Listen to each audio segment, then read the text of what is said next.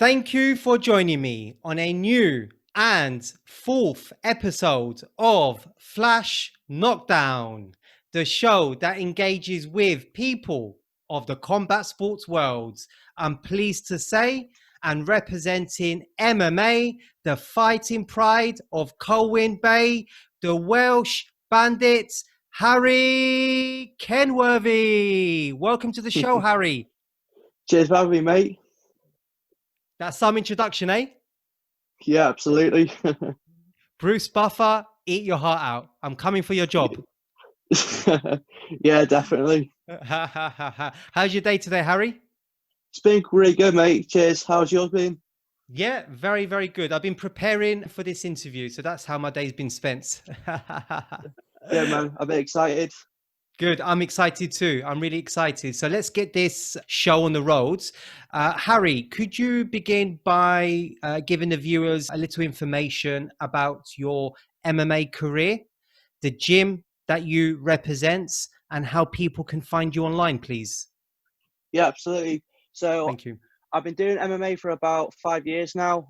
I've had a few ups and downs in my career, but I've not let that define me at all. I'm still going strong, and I've been getting some massive rewards from it now.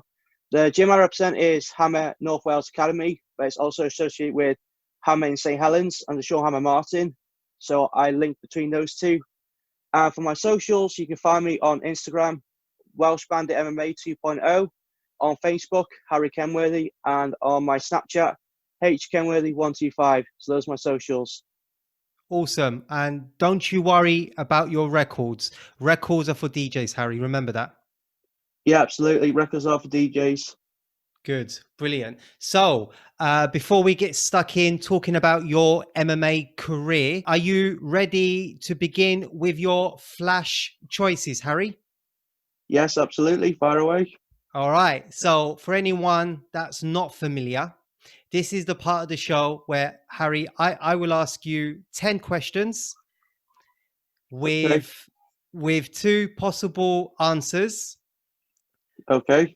And you choose the one that best suits you in a flash. Understood? Absolutely. Fire away. Okay. So the first one, Harry, Lee Selby or Joe Kawasaki?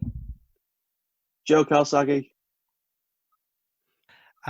Dragon or lion? Dragon. Welsh blood. Workout 7 a.m. or 7 p.m.? 7 a.m. Wake up, get it done. The Principality Stadium or Madison Square Gardens? Madison Square Gardens. Prince Harry or Harry Houdini? Prince Harry. Brad One Punch Pickett or Azi One Bomb Thomas? It's got to be One Bomb Thomas. That's the right answer because you know he's going to be watching this, right? Oh yeah, absolutely. If I said one punch, he'd probably give me one bomb himself. Absolutely, absolutely. Hammer lock or hammer fists? Hammer fists all day. I've seen your ground and pounds. Body slam or body punch? Body slam. And I've seen a few of them as well. I enjoy giving air miles. Ryu or Ken? Ryu. And then two famous bandits, Dick Turpin or Butch Cassidy? Butch Cassidy. Nice. How did you find those questions, Harry? Easy and simple. Easy and simple, just like your fights, eh? Yes, absolutely. Lovely.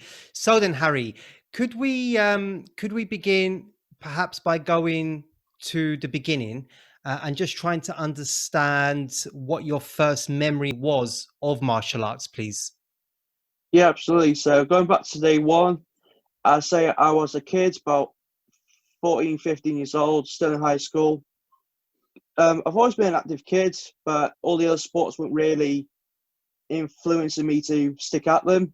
I was okay at football. I enjoyed rugby because of the physical side of things, but I was never 100% stuck into it.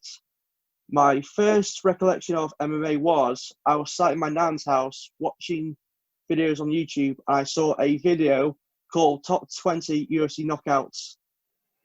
And I was watching it, and of course, I seen the likes of, Rampage Jackson, Edson Barboza, all those sort of guys. I was just like, took in like how they were finishing all these fights. I thought, I want to do that. I was never actually a like physical or violent person when I was a kid. I Hmm. was quite shy, kept myself to myself. But once I saw the first connection with MMA, I just wanted to give it a go. I saw how physical and exciting it was, so I wanted to give that a go. Where I live, there wasn't many MMA gyms. Actually, there was hardly any at all. Sure. Luckily, my sister knew Azi Thomas, so I went to do an introduction with him, had a chat, see what I could do, like classes wise, and as I said, the rest was history. I've been with him since. So it was your sister who made the initial introduction with Azi. Yes, she knew him. She told him I wanted to do MMA, get started in it. He's like, "Sound, just bring him along. I'll have a chat with him, see what he wants to do, and we'll get started from there." As I say, the rest is history. And how did your parents think about this? My dad thought it was absolutely brilliant. He thought this is great. He'll get his confidence up. He'll get him out of his shell. He'll gain a lot from it. Of course, my mum, different side of it because, she doesn't want to see her son get hurt or, get punched in the face as any mum would. But she could see the person I was coming from at MMA, so she could not make me not do it. Sure. And what would you say martial arts has brought to your life? Uh, well, it's mad to say it's MMA has brought to my life a confidence that I never thought I could have, opportunities I never thought was possible, and as well, mixed martial arts has helped me deal with a lot of personal issues that I've had happening in my life, involving my parents. So it's took me out of those situations and helped me channel my energy and anger into something a lot more positive. So competing was something that you just fell into? I I kind of had a thought of competing in the back of my mind, but I never actually thought about it. But then once I started, getting good at it, I thought, you know what, I want to give it a go, have a fight a go. And I said, well, give it a couple more months, like a year or so. We'll see how we get on. And if you're still here sticking at it and improve, then we'll put you in. Is there a particular discipline within martial arts that you particularly enjoy? I can do it all. I enjoy them all. I see. But I will say the wrestling is the part that I enjoy the most. I enjoy the nitty gritty. Yeah, the grinds. Yeah, embrace the grind. Absolutely. Yeah, you do have a very gritty personality. You're very, very determined, aren't you? Yeah, that nitty gritty has been developed into me by the wrestling and being like out wrestled and out grinded by everyone in the gym. Because when I started, everyone was a lot older and a lot bigger than me, so I had to embrace the grind and get nitty gritty. I've always had to. Sure. And is there a particular athlete that you sort of model your game on? Well, my game, I would say I want a long career in mixed martial arts. I want longevity in the sport. So I look at the guys who take the least amount of damage possible, and I try to recap down to my fight. So say like Khabib takes the least amount of damage possible. People might say he's boring, but he wins fights and he has a long career.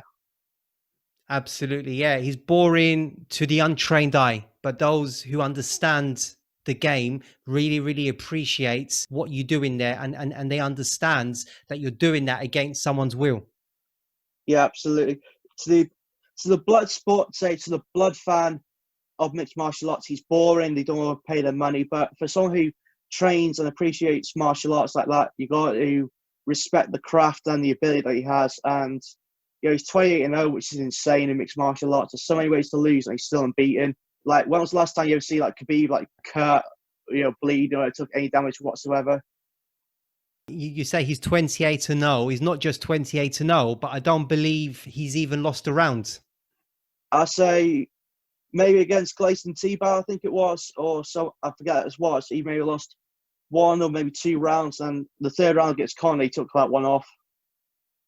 Yeah, yeah. But that's it. We were talking about 1 or 2 rounds here and there in a 28 fight career. You know, that really is nitpicking, isn't it? Yeah, absolutely. It's insane. Yeah. Looking at your fights with Rory Clark. Yeah, Yeah, that if that was Khabib version 2, right? I would say so. For that fight, Yeah.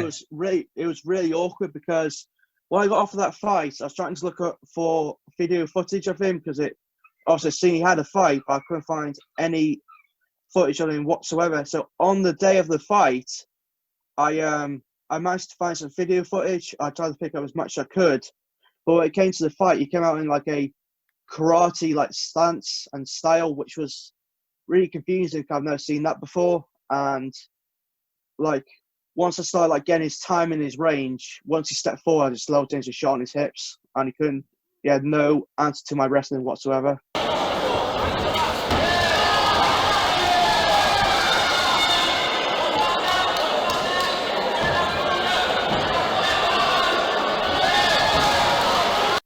0 answer. He looked really, really uncomfortable, didn't he?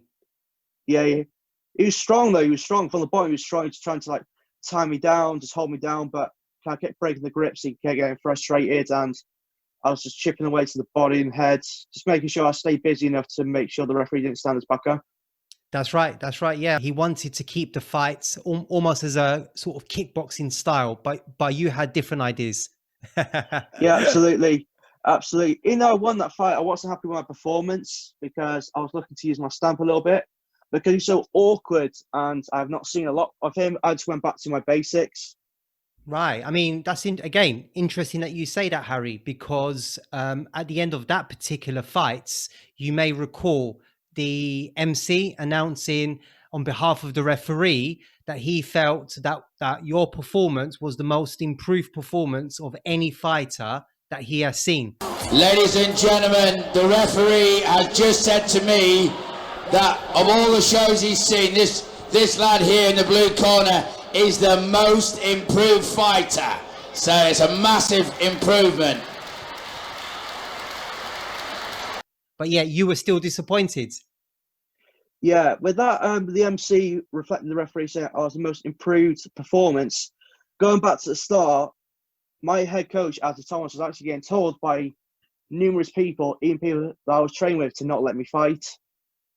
Because they were saying to him, like, if you let this kid fight, get in the cage or do any sort of fight like that, you go get him hurt. You know, you go put him out of it. You know, he's not made for it. He hasn't got it in him, so just don't let him do it because otherwise you're gonna get him hurt. And obviously now you see me, winning like that. I just smile and think to all the people that said I couldn't do it. I think, look at me now. It was a massive accomplishment because to think back to all these people saying, don't let him fight, you're gonna get him hurt, and to put on a performance like that, I just wish I could see those people and I say, you said I couldn't do it, just look at me now and get my hand raised. I'll just beat this guy convincingly. What are you doing now? Good for you. Make sure that you continue to allow your actions to do your talking. Absolutely, actions speak louder than words. So, looking at your first fight in 2017. How did you feel, first of all, and what did you learn about yourself during that entire process? For the first fight, I felt fine. Well, a bit nervous. Anyone who's not nervous for their first fight is lying. It's a massive lie. I have nerves. I had a lot of butterflies, but the whole process was just fun. I enjoyed it. And what I learned about myself was I can do it, and I do deserve to be in there. I'm bringing up your record because, again, it's an interesting point that everyone should really understand and hear, is that you lost your first 2 fights. Now, most people at that point would perhaps maybe give up and just say, you know what, I've given it a go. This really isn't for me. But not you. You kept going. Well, so the first 2 losses I had, I'll say it's this now. I had a lot of personal issues in between those 2 fights. A lot of personal issues with my parents, in my personal life, outside the gym. So I'm trying to balance having a fight career along with personal issues. So most people can relate. When you have personal issues going on, it's very hard to stay focused and stay dedicated to a certain thing.